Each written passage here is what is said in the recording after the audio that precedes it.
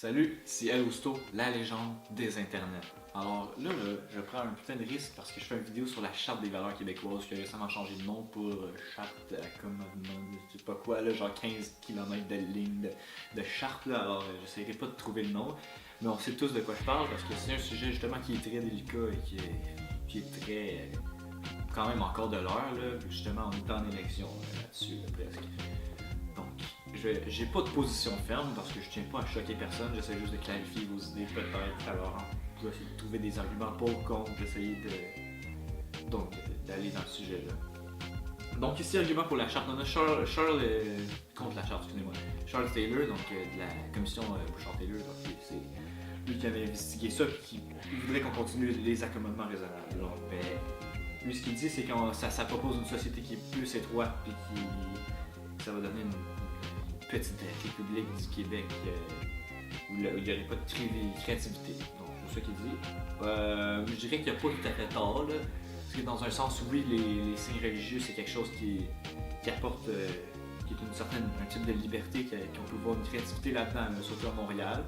Mais d'un autre côté, est-ce que vraiment la charte pourrait faire qu'on ne verrait plus cette liberté-là? Parce que dans les rues, les gens pourraient quand même porter le voile, si j'ai bien compris. Là, ça serait juste dans le milieu du travail, ça serait donc, dans le domaine de l'État. Sinon, un argument pour la charte, donc il y a Pauline qui dit que c'est essentiel pour vivre en harmonie au Québec. Là, je suis plus ou moins d'accord parce que oui, je peux dire que je suis pour la laïcité, mais d'un côté, là, j'ai l'impression que c'est beaucoup de l'opportunisme politique de la part du PQ. C'est vraiment comme essayer d'aller chercher des votes. C'est souvent le PQ très populiste, il n'y a pas beaucoup de. Pas très ferme sur ses idées. C'est juste on va chercher un peu de gens de la droite, un peu de la gauche, on veut aller chercher notre majorité. C'est un peu dérangeant pour moi. Est-ce que le Québec en ce moment vit en harmonie? Est-ce que je veux dire on n'est pas en guerre civile? Là? C'est pas. En tout cas, à mon avis, un peu rendu à ce moment-là. Argument, tout ça, c'est pas bon. Sinon, il y avait Jean-Marc Fournier là, qui était allé dire, qui a fait une comparaison entre la charte et l'Allemagne nazie. Là. Bravo champion, là. Je dis, l'Allemagne nazie, la charte des valeurs, là, tu compares tu comparer le génocide avec la laïcité, là, non, c'est un malade, ça n'importe quoi.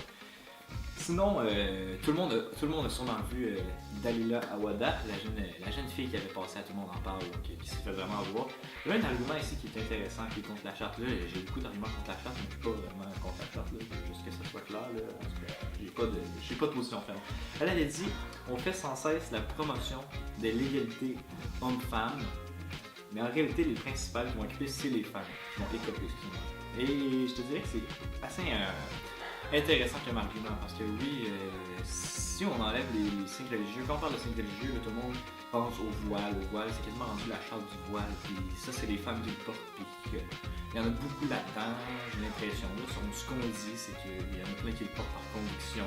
Tout ça, même si moi, personnellement, je ne comprends pas vraiment là, ce principe-là, mais ça reste que c'est les femmes qui vont écoper de ça, de pouvoir le porter. Puis tout ça. Donc, en fait, c'est là que mes arguments s'arrêtent quasiment, là, mais c'est juste que, en fait, il faudrait que les gens arrêtent d'avoir des espèces de préjugés entre les pro-chartes et les contre la charte. Je veux dire, il faudrait que les gens pour la charte sont des xénophobes, que les gens contre la charte, c'est tous des musulmans. Ça, c'est pas vrai. C'est une question qui est très compliquée, puis c'est une question qui mérite qu'on pousse vraiment à comprendre, puis on verra avec les élections ce qui va arriver après. Alors voilà, c'était El Rusto, le philosophe des internets, qui vous dit bonjour.